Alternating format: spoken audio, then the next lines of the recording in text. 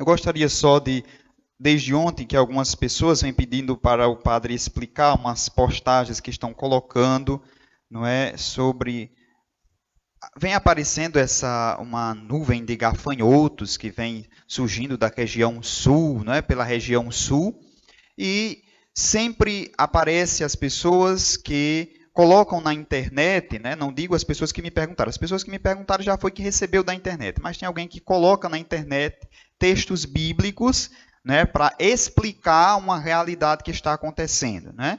E aí aparece agora um texto bíblico para falar e vão alegar sobre o que está acontecendo com a peste da coronavírus, com essa de gafanhotos que vem surgindo, né? Um texto do livro de Crônicas, né? Acho que vocês devem ter visto no WhatsApp isso aí, do capítulo 7, versículo 13 a 14.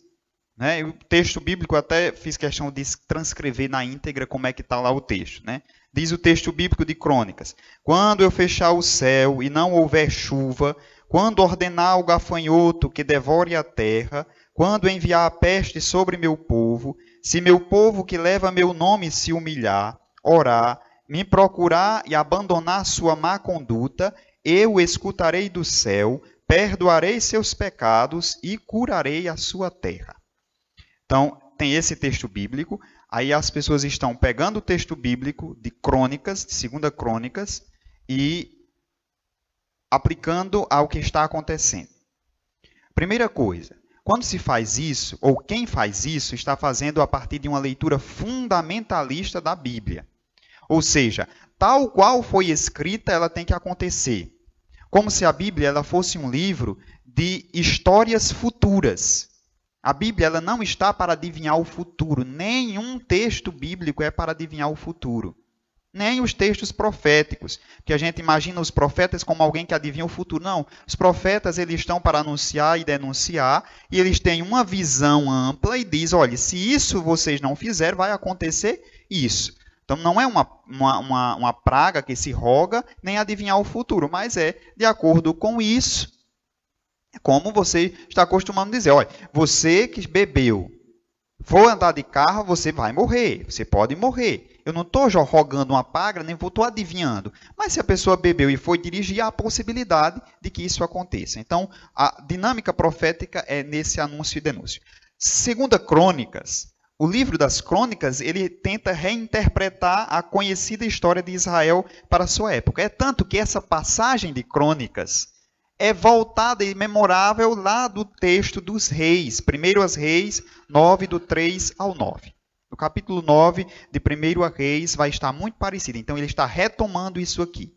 Por que, então, ele está utilizando isso aqui sobre os gafanhotos? Bom, coincidiu do texto bíblico utilizar gafanhoto e dessa nuvem de gafanhotos que cientificamente já foi explicada, não é? Que é por causa dos grandes usos de inseticidas, os predadores de gafanhotos são extinguidos, portanto, os gafanhotos aumentam o número e, por isso, essa grande quantidade que está se espalhando pela Argentina e próximo ao sul do Brasil.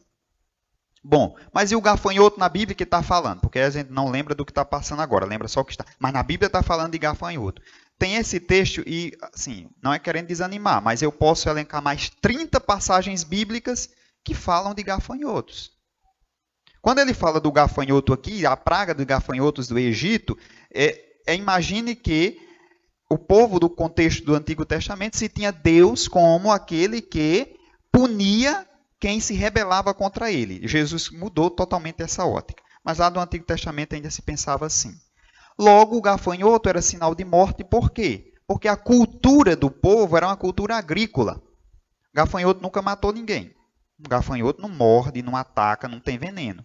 Mas se numa sociedade que é de cunho agrícola, se uma peste de gafanhoto atinge a sua agricultura, eles vão morrer de fome.